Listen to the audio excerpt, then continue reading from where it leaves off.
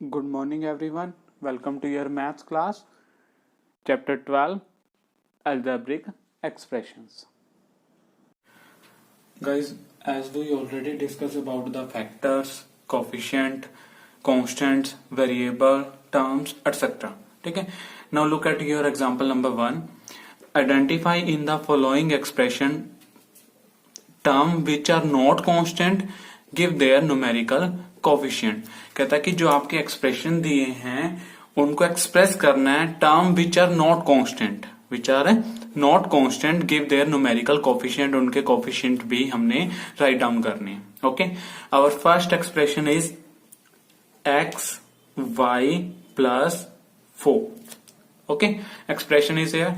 हम यहाँ पे लिख देंगे जो टर्म हमारी कांस्टेंट नहीं है, नॉट कांस्टेंट वाली,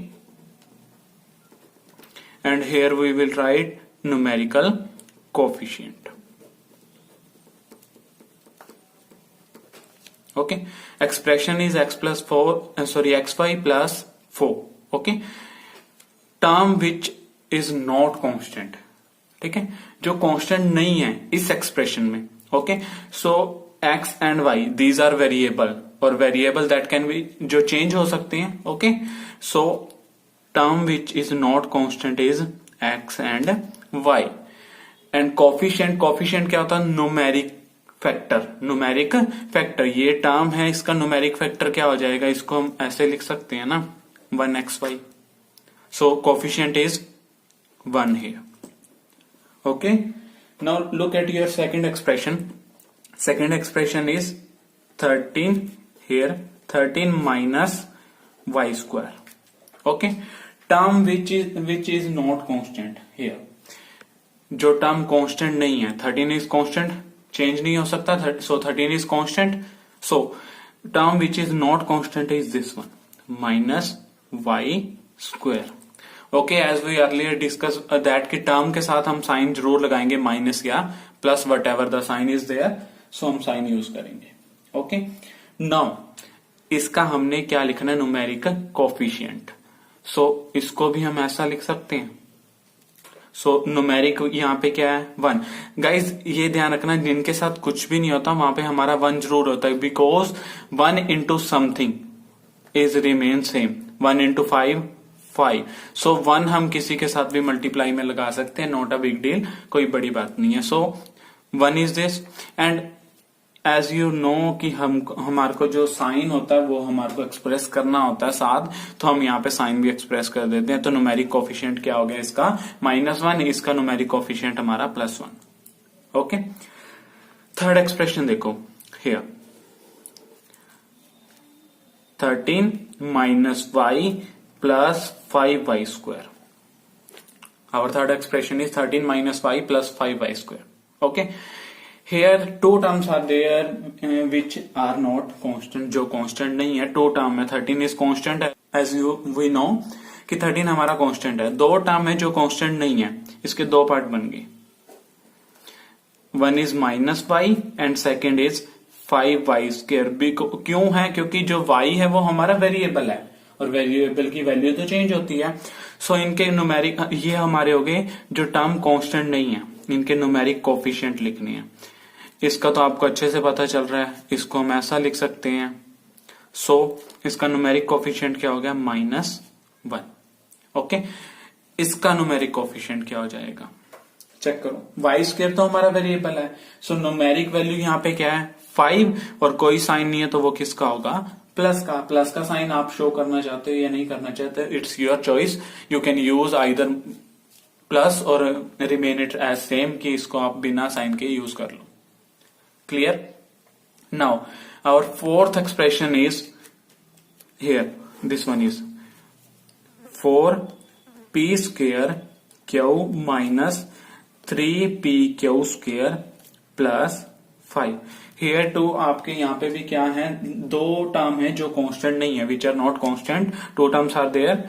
first one is this one 4p square q and second one is -3pq square.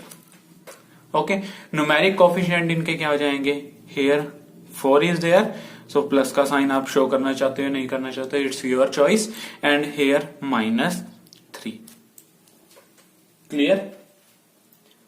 Again guys ध्यान रखना कि न्यूमेरिक, हम कोफिशिएंट को क्या बोल रहे थे, न्यूमेरिक फैक्टर। सो मैं इसका एग्जांपल लेता हूं, इसके फैक्टर्स करेंगे क्या होगा, this one is our term numeric, इसके फैक्टर करो आप, -3 p q and q। So numeric factor क्या हो गया, -3, this one is your coefficient. Clear guys? Now look at your example number 2. Statement is, what are the coefficient of x in the following expression? What are the coefficient of x? Coefficient of x बताने हैं in following expression में। मैं यहाँ पे 2 करके दिखाता हूँ आपको, rest of 2 आप अपने आप देखना। So expression, first expression is this, 4x minus 3y। हमारे से पूछा गया है coefficient of x, मीन्स कि हमारे को टर्म ऑफ एक्स चाहिए। Which term is containing x, this one. So term of x क्या हो जाएगी हमारी, 4x। एंड कोफिशिएंट क्या हो जाएगा इसका, obviously 4। Once again look at this, this one is your expression asking that की कोफिशिएंट ऑफ एक्स, एक्स का कोफिशिएंट बताना है। इसका मीनिंग क्या हो गया, हमारे को एक्स वाली क्या चाहिए, term. So term containing x is this one, 4x। Here यहां ध्यान दो, 4x है ना, तो 4x। तो कोफिशिएंट ऑफ x क्या हो जाएगा, x के साथ क्या कोफिशिएंट है, 4। क्लियर? ध्यान से देख लो, क्लियर हो गया ये चीज।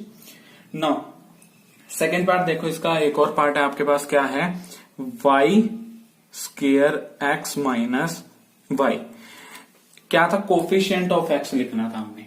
ओके, सो हमारे को वो टर्म चाहिए जिसके अंदर फैक्टर x है, ठीक है, यानी कि वो term which containing x. So term this one is there, जो जिसके अंदर एक्स आ रहा है। ओके, सो इसका कोफिशिएंट क्या हो जाएगा, एक्स के साथ कोफिशिएंट क्या है, एक्स के साथ वाला चाहिए हमारे को। सो एक्स के साथ कोफिशिएंट ये है हमारा। सो यहां क्या हो जाएगा, coefficient of x is y square. Clear? Now आप कहोगे कि कोफिशिएंट तो हमारा न्यूमेरिक फैक्टर था। जब पर्टिकुलर केस पूछा जाए किसी वेरिएबल के साथ, किसी पर्टिकुलर वेरिएबल के साथ, तो कोफिशिएंट जो होता है उसके साथ वाला होता है, वेदर इट इज वेरिएबल और whether it is a numeric number. Okay, clear? Now look at this one, the second part of example 2 same है। Here we have to write the coefficient of y. y का coefficient लिखना है, means कि हमारे को पहले term of y चाहिए, then हमारे को हम क्या लिखेंगे, उसका कोफिशिएंट। ओके, सो इसके भी 2 पार्ट्स हम देखते हैं। इसका सेकंड पार्ट देखो, 8 प्लस वाई जेड। तो एक्सप्रेशन क्या है हमारा, 8 प्लस वाई जेड। ठीक है, 8 प्लस वाई जेड। तो हमारे को यहां चाहिए कि term which contain y contain करने वाली टर्म तो ये रही ना हमारी। So write it y z। और so factor sorry coefficient of y क्या हो जाएगा, coefficient of y। So y के साथ चाहे whether it is a numeric number और whether it is a variable, वो हमारे को मैटर नहीं करता।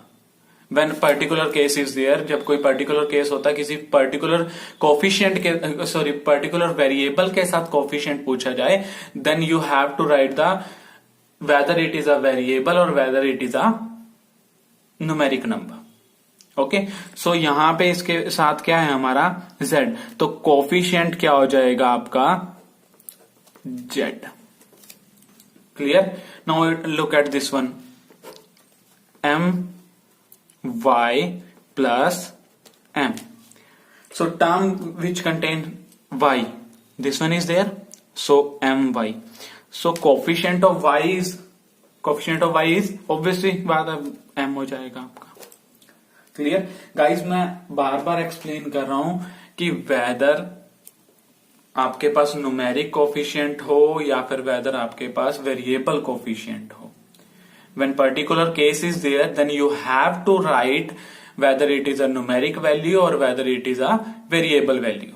ओके, सो आप जब आपसे पर्टिकुलर केस पूछा जाए, किसी पर्टिकुलर चीज का कोफिशिएंट पूछा जाए जो उसके मल्टीप्लाई में पड़ा होता है, जो उसके मल्टीप्लीकेशन में साथ होता है, that one is the coefficient of particular that thing.